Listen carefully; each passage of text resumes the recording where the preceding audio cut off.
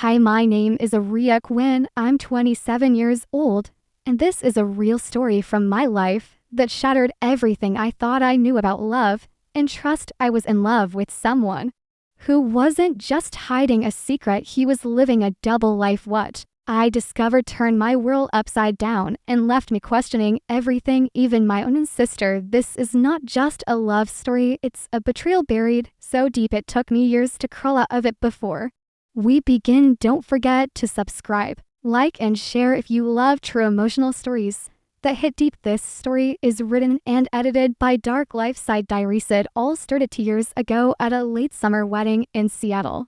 I wasn't planning to go. I hated weddings. Too many fake smiles, too many glasses of cheap champagne, and way too many reminders that I was still very much single. But it was a family friend's wedding, and my mom basically guilt-tripped me into going. "You never leave your apartment, Ariya," she said. "Maybe you'll meet someone." God, if only she knew how right and how horribly wrong she was. At night, I wore a pale blue dress and kept my hair in soft waves. I stood awkwardly by the open bar most of the evening, dodging small talk and watching couples dance. Like love was a language only they could speak. That's when he walked in. Dark gray suit, loose tied, the kind of smile that didn't just curve lips, it invited you to step closer. "Someone's not enjoying the party," he said as he grabbed a drink beside me. Smiled back a little guarded. "You say that like it's a bad thing." He laughed. "No, just noticed you look like you're waiting for the night to be over." "Maybe I am." "I'm Kieran," he said, offering his hand to rear. We didn't stop talking the entire evening. We danced once, twice, and by the end of the night it felt like he wasn't a stranger. It felt like I'd known him forever. The next morning, I had a text from an unknown number. "Still thinking about that dance dinner this weekend?" Ken, just like that. We started. Was charming, but not overbearing, confident, but kind. He'd pick me up with playlists he made just for me. He'll earn how I took my coffee before I even realized I always drank it the same way. He'd send flowers to my office with no note just to keep me guessing. I told myself not to fall too fast, but I was already diving headfirst before I even noticed that. Only odd thing, he didn't talk about his family. Whenever I asked about siblings or childhood, he'd brush it off. Complicated, he'd say, maybe someday. I assumed it was trauma. Who doesn't have it these days? But now, looking back, that was the first red flag I ignored. Second came 3 months later when I brought up the idea of meeting his friends soon. He said they travel a lot, plus you and I are still figuring us out, right? I nodded, but something felt off. We were already acting like a couple. He had a toothbrush at my place. I knew his coffee order, his favorite movie, the way he mumbled in his sleep. What else was there to figure out? But love makes you generous with excuse, and I was generous, so stupidly generous until one night when my older sister Mia came over for dinner. She brought wine. As usual, we cooked, laughed, played our favorite 2000s playlist, and then she said something that froze me mid-laugh. "So guess who I ran into at the grocery store last week?" "Kieran." My smile faltered. "Kieran? You mean Kieran, my Kieran?" She raised an eyebrow. "You're what?" I nodded. "We've been seeing each other for a few months." Mia blinked at me. "Ariya, no, Kieran is my husband's brother." I dropped my fork, and in that moment I knew something was very wrong, because Kieran had told me he was an only child. He couldn't sleep that night. Mia had left hours ago, but her words kept echoing in my head like a fire alarm I couldn't shut off. "Kieran is my husband's brother." How could he lie so easily, so naturally about something so basic? An entire sibling, the very connection that now looped me directly into my own sister's family. I stared at my phone for what felt like hours. Part of me wanted to confront him right away. Part of me wanted to throw the phone across the room and pretend I never heard those words. But most of me, it just felt sick. He texted him, "Can we talk?" "Kieran, of course, everything okay?" "Me, just come over." He showed up 30 minutes later like nothing had happened. Hoodie, jeans, and that disarming smile. "You okay?" he asked, walking in casually and wrapping his arms around me like he hadn't shattered the floor beneath me. Stepped back. "Do you have a brother?" His eyes flickered barely, but I caught it. "What?" he said, trying to laugh it off. "Where did that come from?" You know exactly where my sister saw you. She said you're her husband's brother, so tell me the truth right now. Who are you? The air change had gone was the relaxed Charmis Jataiden. He sat down slowly on the edge of my couch like a man preparing for war. I didn't lie, he said. I just didn't tell you everything. I stood frozen. You said you were an only child. I said I grew up like one, my brother, and I don't talk much. Then why is my sister married to him? He looked down at his hands. Because he's the golden child, always has been. My parents gave him everything, attention, praise, the family business. I was the mistake they had. 5 years later, we haven't spoken in 2 years. I was shaking now. You seriously dated me for months knowing my sister was your brother's wife. I didn't know she was your sister when we met, he snapped. I swear to God, Ariya, I didn't even realize until I saw a photo of you two on your fridge. And by then, I was already falling for you. You could have told me. I didn't know how. I didn't want to scare you away. The silence that followed was unbearable. I didn't cry. I didn't scream. He just sat down and whispered, "This is messed up, Kieran. It's not just a family secret. It's my family, my blood. How could you hide that from me?" He leaned forward. Because I didn't want to lose you. Because the moment I met you, you made me feel like I could breathe for the first time in years. And when I realized who you were, Ray, I knew I should have walked away. But I didn't. I couldn't. And now? I asked quietly. I took a long breath. Now I'm terrified. Because I know I've already lost you. He was right. He asked him to leave that night, and as soon as the door shut behind him, the tears came like a flood that had been holding back for weeks. But the story wasn't over, because what I didn't know was that Kieran wasn't just hiding our relationship from me. He was hiding it from everyone, including my sister. And the night she found out, it was a disaster that tore our family to pieces. 3 days, that's how long I stayed silent. 3 days of ignoring Kieran's texts, 3 days of dodging Mia's phone calls, 3 days of pretending I was off. And while my stomach twisted every time I saw a family photo on the fridge, but on the 4th day, I broke. Kay was supposed to meet Mir for brunch. We hadn't seen each other since that strange dinner where she casually dropped the Kieran bomb. She had no idea what I'd learned since. She didn't know I'd confronted him. She didn't know we'd already fallen apart, and she had no idea that the man I loved was still technically a part of her family. Thought I could face her. I thought I could sit across from her and pretend none of this was boiling under the surface. But the moment she said, "You look pale, are you okay?" I crackety took a shaky breath and said, "Mia, I need to tell you something, and I need you to promise me why you won't interrupt me until I'm finished." Her eyes narrowed. What's going on? I told her everything from the wedding night where I met Kieran, to the months of dating, to the moment I realized he wasn't just any guy, he was her brother in law, and most of all how he kept it from me the entire time. Her face went from confused to shocked to betrayed, and then it happened. Stood up loudly, slammed her coffee cup so hard the waitress looked over and said in a voice I had never heard from her before, "Ariya, you were sleeping with my husband's brother behind my back."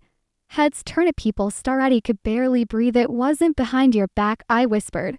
"I didn't know. He didn't tell me. I swear didn't tell you." She scoffed. "You expect me to believe that you fell in love with a man and didn't even Google him? Didn't ask questions? Didn't wonder why he avoided meeting my husband?"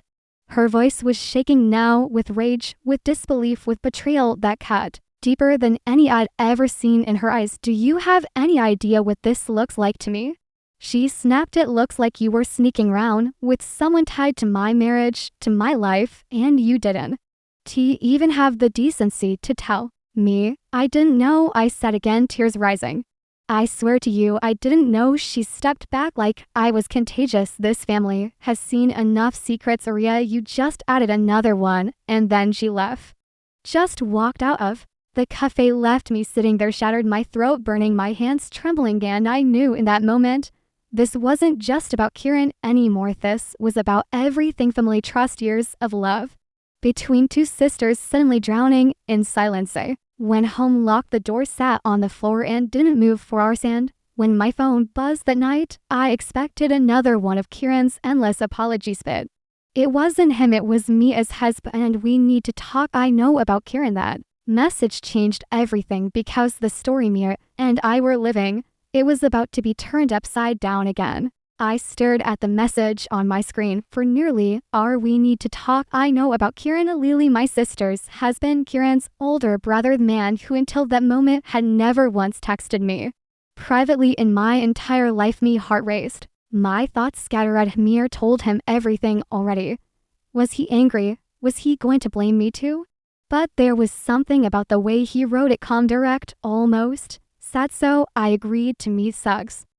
A quiet bench near Green Lake Park, public, but not crowded. I arrived early, hoping to control the spiral in my chest before it consumed me. Walked up wearing a hoodie and sunglasses like he didn't want to be recognized, and honestly, I didn't blame him. This was about to be the ugliest family moment in both. Our Lavesh sat beside me without speaking for a moment. Then he said, I know Kieran's been seeing you. My voice was dry. For how long?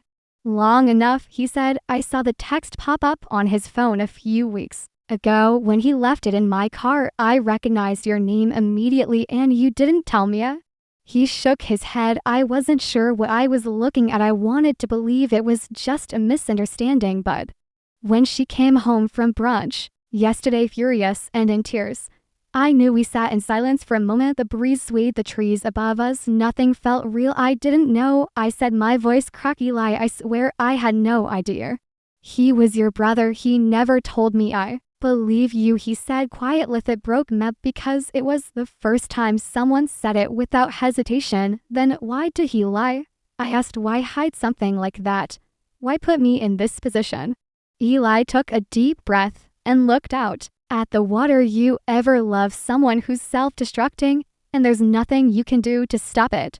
He asked. That's what it's like being Kieran's brother. He's always been brilliant, charming, but he's also a wreck. He hurts people before they can hurt him. He disappears when things get hard. He lies when the truth is easier. I stayed quiet. I didn't want to hear it, but I needed to. He doesn't hate me, Eli continued, but he resents me for things I never asked for. Our parents' attention, the business me. I think deep down he never forgave me for having the life he couldn't hold on to. I blinked. You think he dated me because I'm your wife's sister? I think it started as coincidence, he said, but once he knew, yeah, maybe he wanted to prove something. Maybe it was revenge. Maybe he wanted to feel like he was winning. I felt sick. He wanted to scream, cry, and do everything, but you can't in love someone just because they turn out to be a lie. That's the cruel part. You still feel everything even when you know it was never real for them. So what now? I asked. Adele looked at me with tired eyes. Now we stay honest with with ourselves. You cut him off for your own sake. For me, and I nodded because he was right. Heaven, if my heart was still tangled in Kieran's lies, I had to walk away. That night I sent Kieran one final message. You hurt me in ways you'll never understand. You hurt my sister. You hurt your own brother. I don't know what you were trying to prove, but I hope one day you realize the damage you caused. This ends here. Don't contact me again. He didn't reply it that night, not the next day, not ever. But the storm wasn't over because Mia, she hadn't said a word since she walked out of that cafe, and I knew the worst conversation of my life was still coming. A week passed, 7 full days of silence. No texts, no calls, no accidental bump-ins. Just an aching emptiness that stretched across every part of my life. I kept waiting for Mir to reach out, to yell, to cry, to say something that could break the thick wall that had suddenly grown between us, but nothing came. With truth is, even after everything Kieran did, the worst part of this story wasn't the heartbreak he left behind. It was losing her, me sister, me best friend, one person who had always been the first to show up and the last to leave. She held my hair when I was sick, helped me move into my first apartment, knew how I took my coffee and how I cried during commercials, and now she couldn't even look at me, and I understood why, because even though I hadn't known the truth, it didn't matter to her. What mattered was that I had kissed, loved, trusted someone who was family to her, me, and connected to her world, and she felt like I'd betrayed her even if I had no idea at the time. I finally broke down and sent her a message. Mia, please, I miss you. I know you're hurt. I'm hurt too, but I didn't know who he was. I swear you have every right to be angry. Please don't shut me out forever. She read it didn't reply. A few hours later, I got a text from our mom. I just spoke to Mir. She says she's not ready. Give her space. I cried harder than I had in weeks because Kieran had walked away clean and I was the one left in the ashes watching my life fall apart from every angle. No boyfriend and no sister, no peace. I felt like I was being punished for someone else's secrets, and maybe that's what betrayal really is. Isn't it always the dramatic lie, but the quiet aftermath where you're left picking up pieces you never broke. Started therapy, journality, work late to stay distracted. I deleted every photo of Kieran, blocked his number, wiped him from my playlists, my call history, my world. But you can't delete the guilt. You can't forget the face your sister made when she realized the person who knew her best had accidentally crossed a line she could never forgive. And one night a few weeks later, I ran into her at the grocery store, locked eyes between aisles of cereal and frozen pizza, frozen, and for a second it felt like we were strangers to people with shared blood, but broken hearts. She spoke softly. How are you? It was the first thing she had said to me in almost a month. He blinked back, tears. I'm healing. She nodded, looked down at her basket and then whispered me to. She didn't say Muresh, didn't hug him. But in that moment I knew we weren't okay, but maybe, just maybe, we weren't last forever. After that brief fragile moment in the grocery store with me, or something in me shifted, spoke to Mena with love, not with forgiveness, but with presence. Seemed when someone who once loved you deeply can at least stand in front of you without anger. That's the beginning of something new. Maybe not healing, but understanding. He didn't reach out again right away. I gave her time, and then one evening she called, not texted, not emailed. Coletti let it ring once, twice, then picked up with a shaky hello. She didn't waste time with small talk. I talked to Eli, she said softly. He told me what you told him, and he told me about Kieran. I held my breath. I know you didn't know, she continued. I know you didn't plan this. I've had time to sit with it. But Ariya, do you understand what it felt like to hear your name in connection with him? With someone who nearly destroyed Ellie's relationship with his own family. Tears slipped down my cheek. Before I could respond, I do, I said, and I'm so sorry. I wish I had known. I wish I had walked away the second I found out you didn't, she said. But I also can. Our love makes us blind. And Kieran, he's always been good at getting people to fall for a version of him that doesn't really exist. We were both silent for a moment, breathing, processing. Then she asked me something I wasn't prepared for. Did you love him? I choked back a sob. Yes, I did. And then I asked her, do you hate me for it? She paused. No, she whispered, but I did for a while, and I might not fully stop, but I'm trying. That was the most honest sentence anyone had said to me in weeks.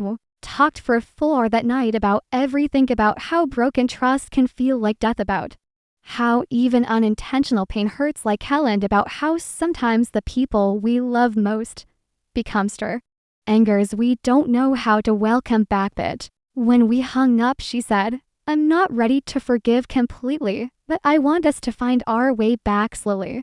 And that was more than I ever expected. Next few weeks were quiet. Kieran was gone from our lives, from our conversations, from our future. I don't know where he went. Lee said he moved states, started over again like he always did, and honestly, I hope he finds whatever emptiness he's been trying to fill all these years, because what he left behind in me wasn't just pain, it was a lesson, a brutal, heart-crushing, necessary lesson, that love without truth is just a beautiful kind of destruction.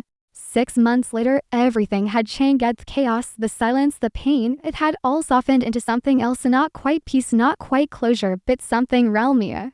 And I weren't the same. And maybe we never would, babe. We were talking again it every day, not like before, but enough anew to make each other laugh sometimes, enough to remember that we had once loved each other fiercely, and maybe still didn't know to sit across a table, drink coffee, and not feel like strangers anymore. On morning, she came to my apartment, looked around like she was checking to see if any ghosts still lived there. Kieran's hoodie was long gone, his toothbrush, his playlist, his invisible scent all erased.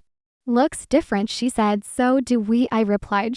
Smiled a tired small smile, but a genuine one. That day, we finally talked about everything. She told me how Eli had held her through the nights she cried, how therapy helped her realize that forgiveness wasn't about weakness, it was about survival. She admitted she still had moments where thinking about what happened made her stomach twist, but she also said something I never expected.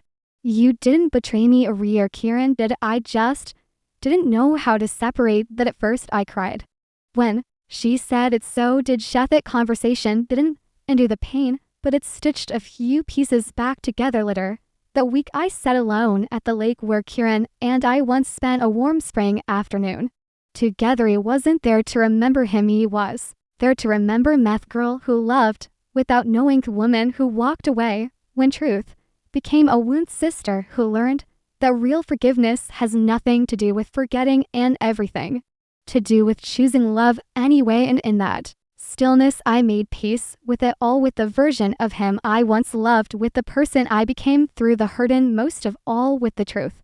He wasn't just my boyfriend, he wasn't just my sister's husband, who was alive that helped me find something far more honest. Fan, if you've ever been broken by someone else's secrets, I want you to know this.